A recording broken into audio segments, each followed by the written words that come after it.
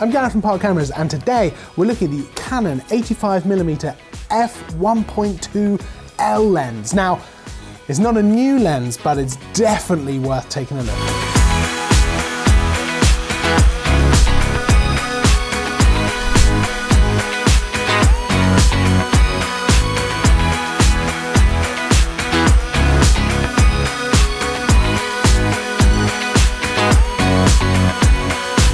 So that whole segment was shot on this lens, apart from the shots of the lens. And I was so impressed with the images we were able to get out of this. I mean, it is just incredible. We were shooting in somewhat lower light because I wanted to test out how that would be with the wider aperture.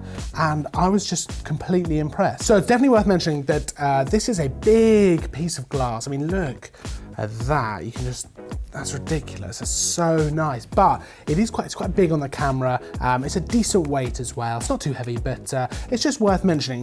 That is because it's packing a huge 1.2 aperture, but personally, I think it's lovely. So this has a maximum aperture of 1.2, and that basically just means that the aperture can go super wide, and you can get those really nice out of focus elements. Certainly the background's just gonna be completely blurred out. Anything in the foreground will be out of focus, and you can just really isolate your subject in the picture. Now, if you've not shot with 1.2 before, it is just worth mentioning, it takes a little bit of getting used to. It is so wide. It's so much wider than something like a 1.8. It is just incredibly wide. So that depth of field is going to be really, really shallow. So getting things in focus can be a little bit trickier than you might be used to. So it's definitely worth having a play for a little bit. It takes a little bit of getting used to, but once you do get the hang of it, and once you're comfortable, you can get some incredible images out of this. I mean, the out of focus elements are out of this world, and it's like nothing else. The bokeh you can get from this, especially with like lights and stuff in the background, they're just perfect. They're so tasty to look at. They're really, really nice. So that's kind of one of the huge advantages of such a massive aperture. Obviously, it's a portrait lens, but it is such a nice portrait lens. What generally will happen is, because if you use 1.2, because it's such a shallow depth of field, you'll get the eyes in focus, you'll get the nose in focus, but other parts of the face might be just on the edge of focus. And what that can do is kind of give the skin like a retouched look to it. And even though it hasn't been, even though it's straight out of camera, it looks really nice. It looks amazing. It makes the model look lovely.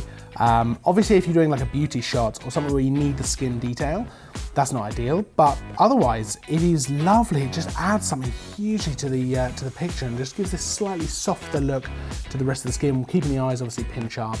And that is a great feature in a portrait lens. Obviously you can step it up to 1.4, 1.8 if you want to, but yeah, that 1.2 really gives you that incredible look to a portrait. The other obvious advantage of using a 1.2 aperture is it's going to be letting in so much light. I mean, look how much light is coming in.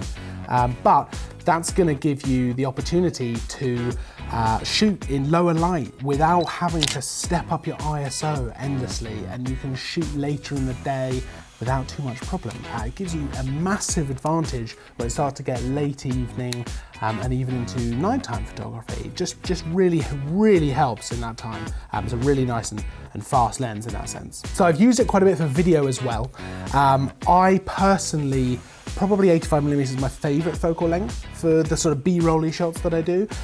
It just gives a really nice bit of compressed glass look to things. The look of it is, I just love it. And at 1.2, you can get some crazy nice B-roll from this. You can get quite close into your subject, and just the stuff you can get out of it is incredible. I am quite literally blown away. Well, I suppose I'm not, but I am figuratively blown away by the fact that you can get these incredible images using 1.2 late in the evening, video as well. It just looks so nice.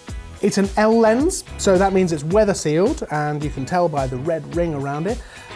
It's a really nice feeling lens. It's decent weight. It's not too heavy, but it's a nice feel to it.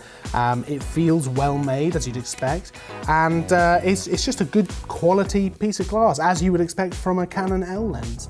The focus ring is quite nice. It's not too heavy to turn, which is nice. This kind of aperture, you might be using manual focus more than you would others.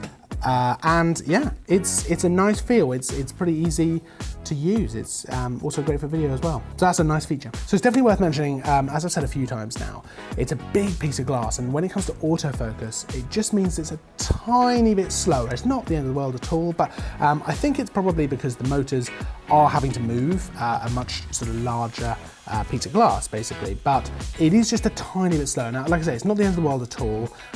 It's not like it's horrifically slow. It's just not as fast as some of the faster lenses, faster focusing lenses that some of us might be used to. But the trade-off is you are getting that incredibly wide aperture, 1.2, like I say, and just a lovely big piece of glass to work with. So it's kind of a trade-off, but like I say, it's really not the end of the world, nothing to worry about at all.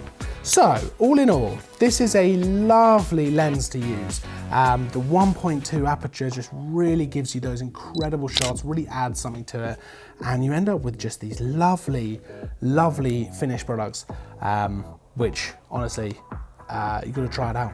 You just got to try it out. So, if you have any questions about the lens, pop them in the comments below. We'll do our best to get back to you as soon as we can. If you liked the video, hit the like button, subscribe for more content, and, as always, thanks for watching.